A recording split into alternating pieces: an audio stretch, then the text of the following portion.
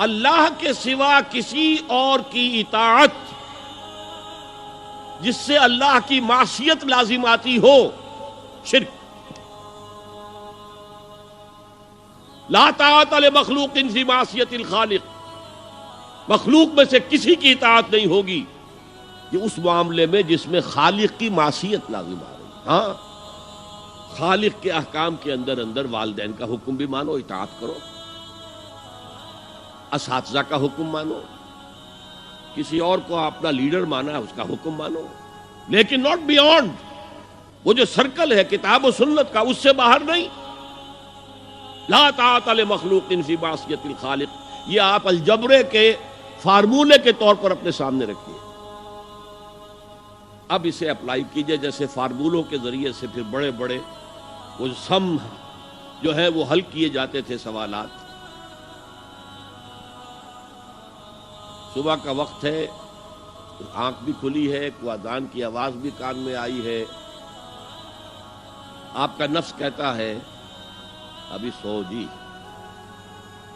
آپ نے اپنی چادر یا کمبل کو درست کیا اور کروٹ لی اور سو گئے۔ یہ کیا ہے؟ آپ نے کس کا حکم پیچھے پھینکا اور کس کا حکم مانا؟ اللہ کے حکم کو پیچھے پھینک دیا، نفس کے حکم کو آگے رکھا۔ یہ شرک، اس شرک کو جاننے والے بہت کم ہیں۔ مولانا روم نے خوب کہا تھا، نفس ما ہم کم ترس فرعون نیست لیکن اورعون ایراعون نیست۔ میرا نفس بھی فرعون سے کم نہیں ہے۔ فرعون نے کہا تھا نا الیس لی ملک مصر وہذہ الانہار تجری من تحتی، کیا اس ملک مصر کی حکومت میری نہیں ہے؟ اور سارا جو یہ آب پاشی کا نظام ہے، انہار کا نظام ہے، وہ میرے کنٹرول میں نہیں ہے؟ جس کا چاہوں موگا کھلا رکھوں، جس کا چاہوں بند کر دوں۔ یہ تھا خدائی کا دعویٰ، انا ربکم الاعلی۔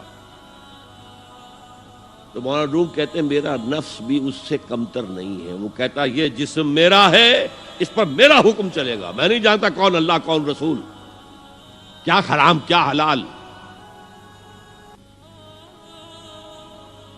تو فرعون سے کم تو نہیں ہے میرا نفس، لیکن اورعون اس کی بہت مدد تھی، فوج تھی، لاؤ لشکر تھا، تو اس نے زبان سے بھی کہہ دیا کھل کر انا ربکم الاعلی۔ میں مسکین ہوں، غریب ہوں، میرے پاس کوئی طاقت نہیں ہے، میں زبان سے تو کچھ نہیں کہہ سکتا، اندر سے میرا نفس یہی کہتا۔ یہ نفس کی حکومت قرآن کہتا ہے، میں حیران ہوتا ہوں، دو جگہ یہ مضمون آیا ہے، ارأیت من اتخذ الہہ ہواہ افانت تکون علیہ وکیلا۔ اے نبی تم نے دیکھا اس شخص کو، اس کے حال پر غور کیا جس نے اپنی خواہش نفس کو اپنا الہ بنا لیا ہے۔ اللہ اکبر،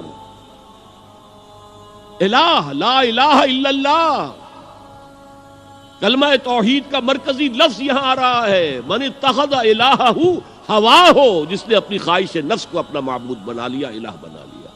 افانت تکون علیہ وکیلا، کیا آپ ایسے شخص کی کوئی ذمہ داری لے سکتے ہیں؟ سود حرام ہوا کرے جی، حرام ورام، ہمارا دھندا جو ہے وہ آگے بڑھ نہیں سکتا،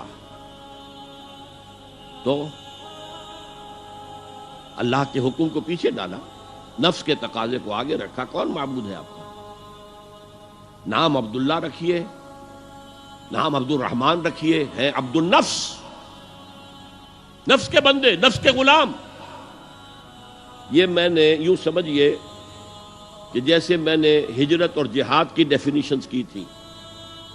ہجرت کا بیس کیا ہے؟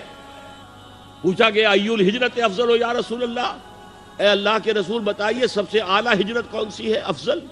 فرمایا ان تہجر ما کرہ ربک، ہر اس چیز کو چھوڑ دو جو تمہارے رب کو پسند نہیں۔ آج رات ہی سے آپ ہجرت شروع کر سکتے ہیں۔ جائزہ لیجئے کیا کیا چیزیں میری زندگی میں خلاف شریعت ہے، جو اللہ کو ناپسند ہے، فیصلہ کیجئے کہ آج کے بعد نہیں ہوگی۔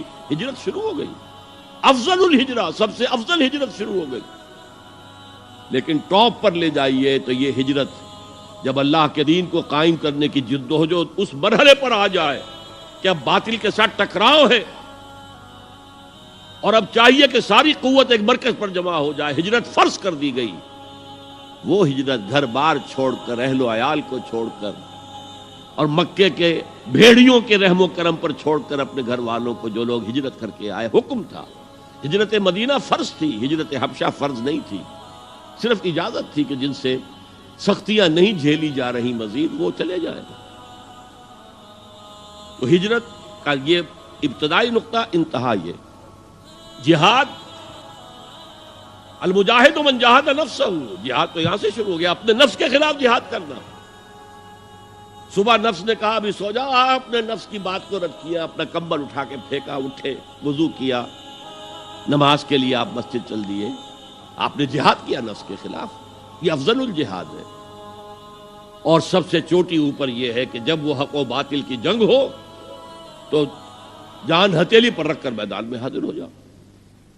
هي الحلقات تحفظني بآيات من القرآن، هي الحلقات تملأني بحب المصطفى العدنان۔ جی دوستو، جیسے کہ آپ لوگوں نے آج کی ویڈیو دیکھی ہے کہ ماشاءاللہ اللہ کے سامنے بہت خوبصورت بیان کیا ہے کہ اگر ہم اللہ تعالیٰ کے کسی اور کے سامنے جھکتے ہیں تو وہ شرک کہلاتا ہے، تو ہمیں شرک نہیں کرنا چاہیے، صرف اور صرف اللہ تعالیٰ کی عبادت و اطاعت کرنی چاہیے۔ ہاں، اگر ہمیں ماں باپ کی خدمت بھی کرنی چاہیے تو وہ بھی اسلام کے دائرے میں رہ کر بھی ہمیں اپنے ماں باپ کی اطاعت کرنی چاہیے۔ اگر ہم شیطان کی بات مانیں اور اللہ تعالیٰ کی بات نہ مانیں، کسی اور کی بات مانیں تو یہ بھی شرک کہلاتا ہے۔ تو دوستو، امید کرتا ہوں کہ ویڈیو آپ لوگوں کو پسند آئی ہوگی، آپ لوگوں نے کچھ سیکھا ہوگا۔ اگر کچھ سیکھا ہو تو اس پر عمل کریں تو انشاءاللہ زندگی آسان ہو جائے گی۔ تو دوستو، اگر ویڈیو آپ لوگوں کو پسند آئی ہو تو ہمارے چینل کو لائک کریں، سبسکرائب کریں اور زیادہ سے زیادہ شیئر کریں۔ شکریہ۔